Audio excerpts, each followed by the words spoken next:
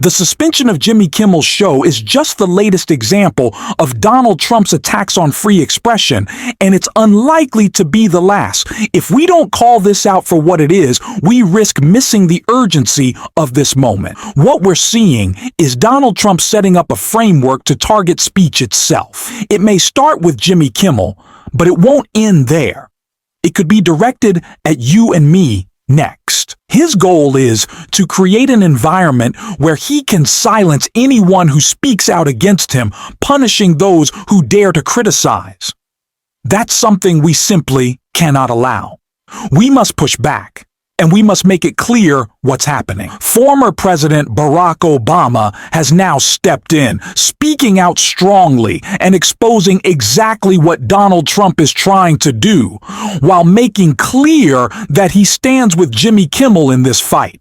We'll break it all down for you, but first, if you're finding value in our work, please take a moment to hit the like button and subscribe to the channel. It really helps support what we do. Now, before diving into President Obama's powerful response, let's start with the warning laid out by Senator Chris Murphy. Last night, they showed us exactly how serious they are. Trump's FCC forced a major network to pull a loud Trump critic, Jimmy Kimmel, off the air, essentially saying that any media actor that doesn't say what Trump wants them to say about Charlie Kirk or Trump's policies is going to be silenced. That's censorship. That's state speech control. That's not America. Trump is making it 100% clear that he is going to ramp up his efforts to use the power of the federal government to harass and punish his critics, not because they're supporters of political violence, they are not, but because they have the audacity to openly oppose his policies. This is a standard format for every budding despot. Not for a single moment has Donald Trump shown genuine concern for Charlie Kirk, his family, or Turning Point USA. Instead, Trump has focused entirely on how he could use Charlie Kirk's passing for his own political advantage. This is not about honoring a close friend or lifting up someone he deeply respected, because the truth is, Donald Trump never truly cared about Charlie Kirk. While Kirk was alive, Trump leveraged his movement to strengthen his own campaign. And now, in this tragic moment, the same exploitation continues.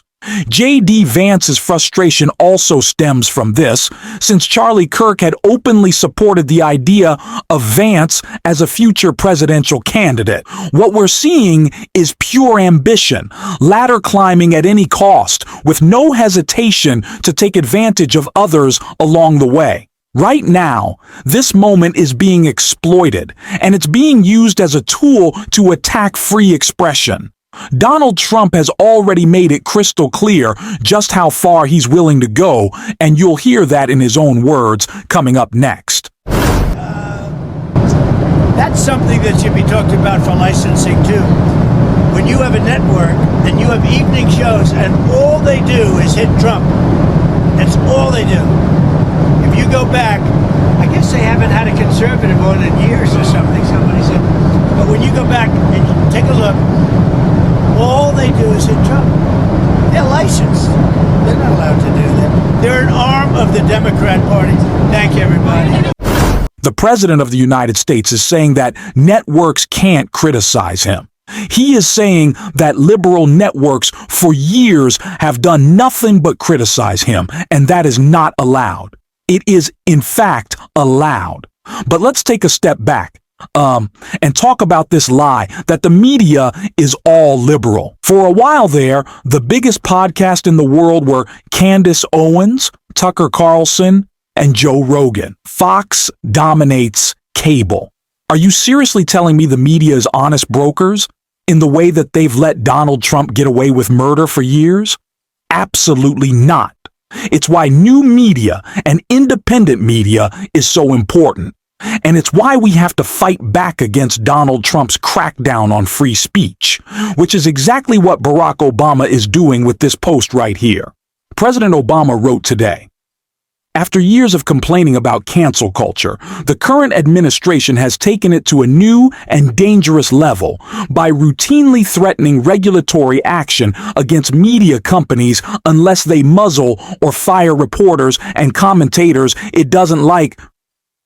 Obama continued, "This is precisely the kind of government coercion that the First Amendment was designed to prevent, and media companies need to start standing up rather than capitulating to it." What we're seeing here is not just media companies bending to political pressure. It's much deeper than that. Recently, the FCC chair appeared on a podcast and suggested that he didn't approve of what Jimmy Kimmel was doing, hinting that action should be taken. And almost immediately, the networks gave in. That raises a serious question. What is the role of these network executives and CEOs, people with incredible influence and resources, if they won't stand up for free expression when it matters most? Leaders like Mark Zuckerberg, Jeff Bezos, Elon Musk, and others have the power to resist political intimidation, yet time and again they choose to fall in line. The truth is, these individuals are not acting in good faith for the public. Their focus has always been on profit and control, not on protecting open discourse or democratic values. This is why we cannot treat these corporations and billionaires as allies.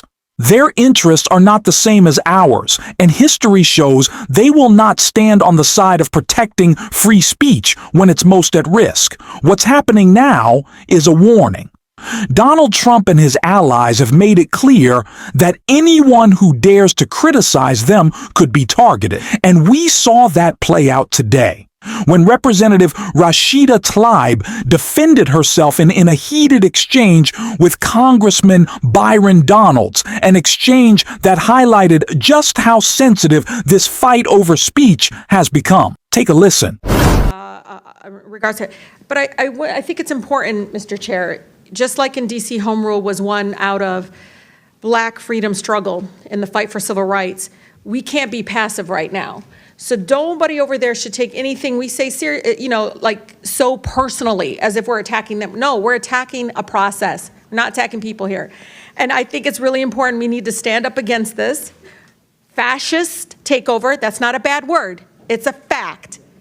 And here in D.C. and across the country, it is so incredibly important, Mr. Chair, that this committee does not allow rhetoric that defames and or paints Washington, D.C. in a way that you all haven't really truly seen. You're just reading it. No, you're just reading it or something off of some. Will the gentlelady yield to a question? Yeah, I think it's really important. Will the gentlelady yield? No, I don't yield. I don't even have time.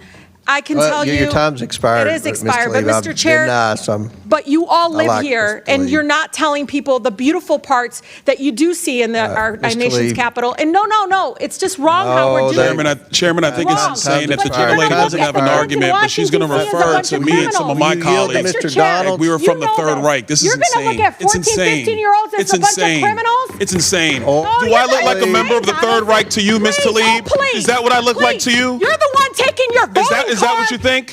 Is that what you think?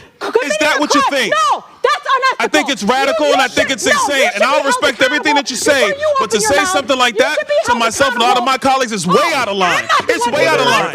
It's way out of line. Regular order, Mr. Way out of line. Regular order. That's okay. But it's okay, right? That is not how it It's goes. okay, right? You hold yourself accountable before you talk about Hold Washington, myself D.C. accountable. Mr. Lee. Washington, D.C. Hold your out own of your self mouth. accountable. How Keep about it out of that? your mouth. Hold your own I'm self trying, accountable. Mr. How about Finlay. that? Free D.C.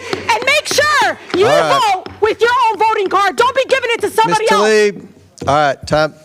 Chair Ricky. It looks like the new strategy on the right is to argue that calling someone a fascist is now the same as using a slur. Think about that. They want to say the word fascist is off limits, that you can't use it. And you can't call Donald Trump or his movement what it is, but here's the reality. The first people to use that kind of language about Trump weren't Democrats, it was Republicans.